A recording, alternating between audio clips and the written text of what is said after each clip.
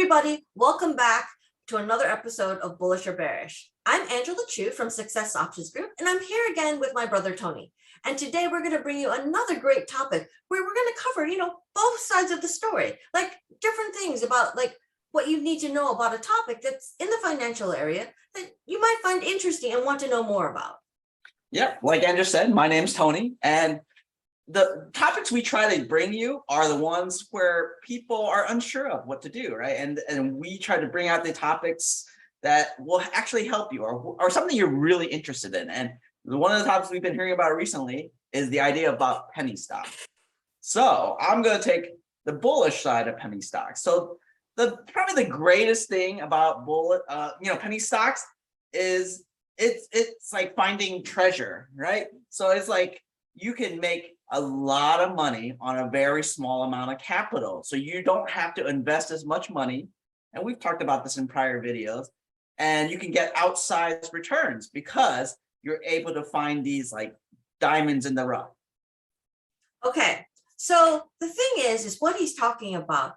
Yes, it sounds great, except for it's actually very risky because what do you actually know about these stocks? I mean, yes, they're cheap. Okay, that's the great thing about it. They're cheap and you can spend a very little amount of money to buy them. But the thing is, what do you actually know about the companies?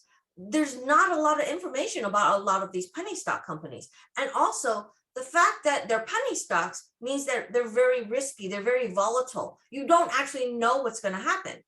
So in a sense, you have to kind of know that this is like gambling. It's very much a risk.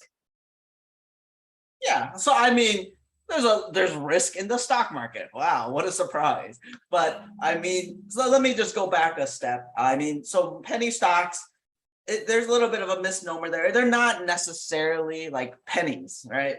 They're usually under $5. They're like a company that has a market cap of about 50 million to 300 million. So, I mean, they're not... It's not like the lemonade stand right next door, right? These are companies, and there is some amount of due diligence required. And you've heard that from us so many times. I mean, you have to do some sort of research.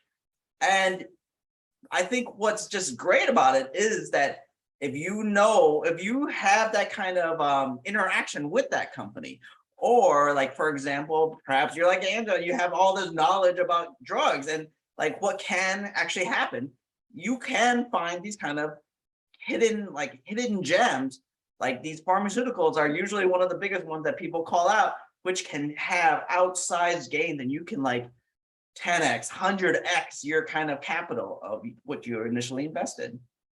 So you're talking about the dream, the winning the lotto kind of thing. The thing is that there are tons of penny stocks. And while you were talking about, being able to figure them out and being only $5 or less, technically, really, there's a ton of them that are really actually just pennies or even less than a penny. And the thing is that there are so many of them out there that trying to winnow through all of these to pick one that's actually going to be a winner is actually not that easy. You actually have to have some knowledge in the area of the penny stock that that you want to invest in, because there's probably 30 or 40 penny stocks all in that area. If you're saying pharmaceuticals, there's maybe 30, 40 penny stocks of different pharmaceutics that you could probably choose. For instance, I'm counting CBD as one of the possible penny stocks that's out there right now. And the thing is, what do you know about it to pick the right one that's actually going to succeed? Because you know that the majority of these penny stocks, they fail. So how do you pick the one that's actually going to succeed? I mean, it's not simply as oh, I heard about this, because that is one of the biggest problems with penny stocks is I heard about this, or rumors, or all these things are the way that a lot of penny stocks can scam people out of their money, because they use these rumors, these knowledges, this hype to pump up their stock. And then the people who are in the know sell it off to you whenever it's all pumped up, and then you realize that there was nothing behind it for that extra news, that hype, and then you lose all your money when it drops back down to what it's actually worth, its actual value. but that can be managed. That's about trade management. That's something we've talked about. It's like you don't have to, timing the top is always difficult. So you do have to like retain some of your gains, right? So that you have to have a system in which you're going to be able to pull out gains that, and will help you in those situations. I mean, we're big proponents of like, you don't have, it's not all or nothing, right? You can take some portion of it out of it. And that's the big thing about it is like, we talked about research, right? Usually these companies are things that you probably will have dealt with, or you have some sort of knowledge, because that will help you with that. Oh, this is a good product. This is a good service. This company, I want to research more into it to figure out their kind of financials, and you can do that in-depth analysis. It's like, oh, okay, yeah, they have some loss in revenue, but they have some good aspects of their company as well. And this is really where it comes down to with penny stocks is that, Amazon, it's before it split recently. I mean, it was like $3,000 a share. Well, I got one share, it went up $10. Woo. But with this penny stock, I can buy thousands of shares, and it's going to be a relatively small amount. Probably for that same $3,000, I could be, hundreds of shares at least, right? If not more.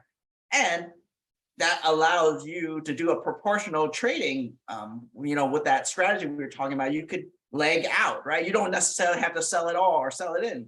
Whereas you got one share of Amazon, you got to just choose a time to get out. Okay, that's a great point that you're bringing up, because you're talking about getting in and getting out. That's easy with Amazon because people want to buy it all the time. With penny shares, that's not always true. Remember, everything in the stock market, you have to have, if you're selling, somebody has to be buying. And if you're buying, somebody has to be selling. It's not like this infinite shares on either side that just magically happen. There has to be a buyer and a seller always. And the thing with penny stocks is the liquidity for penny stocks is not always there. Like, even if you want to sell it, sometimes you can't, because there's not enough liquidity, that there's no buyer on the other side who's willing to buy it. So that's also something that you have to take into account when you're like thinking about, oh, well, then I'll just sell it. Like, I'll leg out. Okay, yeah, leg out if anybody's willing to buy it, That's also another consideration that you have to think of. No, it's a good point. I mean, I think the allure of penny stocks is like you're a treasure hunter. And instead of having to hike through jungles, deal with mosquitoes and all sorts of snakes and all the kinds of, you can do this from your desk, or you can do this from your computer, right? And you can find good valued companies and you can invest in them, right? And you can get these outsized gains. So, it might not be for everybody, but there is a point, like it can have a position in your portfolio and you can make money from it. You do have to worry about liquidity, like you said, but it is something it is a strategy, right? And it's, we teach a whole bunch of different strategies, and it really is about figuring out what's right for your personality. Are you a treasure hunter? Are you ready for this kind of adventure or not?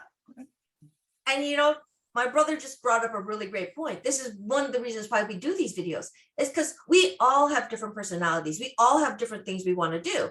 And the thing is if you want to, that's why we have all these opportunities for people to do workshops or take classes or even have one-on-one sessions with us to talk about financials. It's because everybody's desires and objectives are different. And the thing is, if you know your own personal your own personality is oh, but I love being able to do these risky things. I love speculating, but I don't want to risk my retirement. You know what? Then maybe this is something that you can consider. It's you know what?